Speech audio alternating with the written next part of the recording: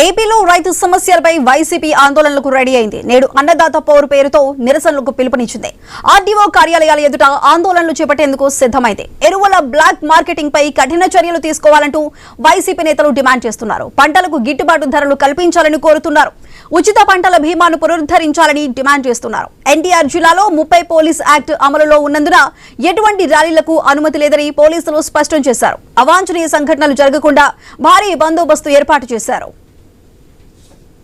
అది దీనికి సంబంధించి మరింత సమాచారం మా ప్రతినిధి హరీష్ అందిస్తారు. హరీష్, చెప్పండి, ఈ రోజు వైసీపీ నేతలు చేయబోతున్న ఈ ర్యాలీకి సంబంధించి ఎటువంటి ఏమైనా అడ్డంకులు ఏమైనా ఉన్నాయా, లేదంటే పోలీసుల నుంచి అనుమతులు దొరికాయా? సుధా, మీరు చెప్పినట్టుగానే రైతాంగానికి సంబంధించినటువంటి డిమాండ్లకు సంబంధించినంత వరకు కూడా కూటమి ప్రభుత్వం పైన ఒత్తిడి తీసుకొచ్చి అన్నదాతలకు సంబంధించినటువంటి సమస్యలు పరిష్కరించాలని చెప్పి వైఎస్ఆర్ కాంగ్రెస్ పార్టీ డిమాండ్ చేస్తుంది. అందులో భాగంగానే యూరియా బ్లాక్ మార్కెట్ ని అరికట్టడంతో పాటుగా ఎంఆర్పీ ధరలకి రైతులందరికీ సక్రమంగా యూరియాని అందించే విధంగా పోరాడతామని చెప్పి వైసీపీ స్పష్టం చేసింది. ఇక వర్షాల వల్ల దెబ్బతిన్నటువంటి పంటలకు సంబంధించినంత వరకు కూడా ఆయా ప్రాంతాల్లో రైతులు తక్షణమే ఇన్పుట్ సబ్సిడీని చెల్లించాలని చెప్పి కూడా వైసీపీ డిమాండ్ చేస్తుంది. దీంతో పాటు ఉచిత పంటల బీమాను పునరుద్ధరించాలని కూడా వైసీపీ డిమాండ్ చేస్తుంది. ఎందుకంటే టమాటా, అదేవిధంగా ఉల్లిపాయతో పాటుగా చీని, బొప్పాయితో పాటు ఇతర పంటలు పండించేటువంటి రైతులు గిట్టుబాటు ధర లేక పూర్తిగా ఇబ్బందులు గురవుతున్నటువంటి నేపథ్యంలో రైతులను ఆదుకునే విధంగా ప్రభుత్వం గిట్టుబాటు ధర చెల్లించే విధంగా చర్యలు తీసుకోవాలని చెప్పి కూడా డిమాండ్ చేస్తున్నారు. ఇక ప్రధానంగా యూరియాకి సంబంధించి రాష్ట్ర వ్యాప్తంగా కూడా తీవ్ర ఆందోళన చేస్తున్నటువంటి నేపథ్యంలో యూరియా సమస్య పరిష్కరించడానికి సంబంధించి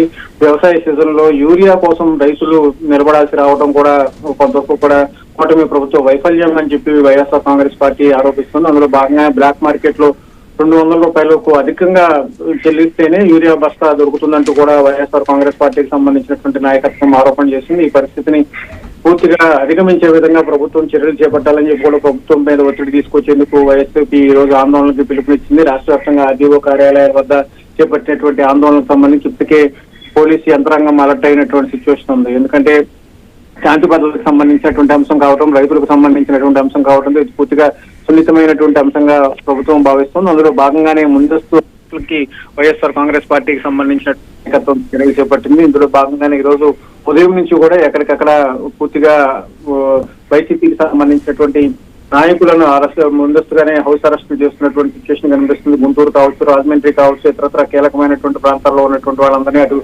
నరసరావుపేట, పల్నాడు జిల్లాలో ఉన్నటువంటి కాసుమహేష్ రెడ్డి, గోపిరెడ్డి శ్రీనివాస్ రెడ్డి, బొల్ల బ్రహ్మనాయుడు వంటి కీలకమైనటువంటి నేతలను ఇప్పటికే హౌస్ అరెస్ట్ చేశారు. ఇందులో భాగంగానే సెక్షన్ 30 అమల్లో ఉన్నటువంటి నేపథ్యంలో ఎక్కడా కూడా ఎలాంటి ఆందోళనకి అనుమతి లేదు అంటూ పోలీసులు వైసీపీ ఆందోళనల మీద పూర్తిగా ఆంక్షలు విధించేటువంటి సిచ్యువేషన్ కనిపిస్తుంది. మొత్తం మీద ఎరువుల కొరతకు సంబంధించి వైసీపీ ఆందోళనకు సంబంధించి మాత్రం పూర్తిగా ఈ రోజు అంతా కూడా ఉదయం నుంచి కూడా నిరసన చేయాలని చెప్పి వైసీపీ పిలుపునిచ్చింది. అయితే ముందస్తుగా కీలకమైనటువంటి నేతలను పోలీసులు అరెస్ట్ చేసినటువంటి సిచ్యువేషన్ అయితే కనిపిస్తుంది. సుధా.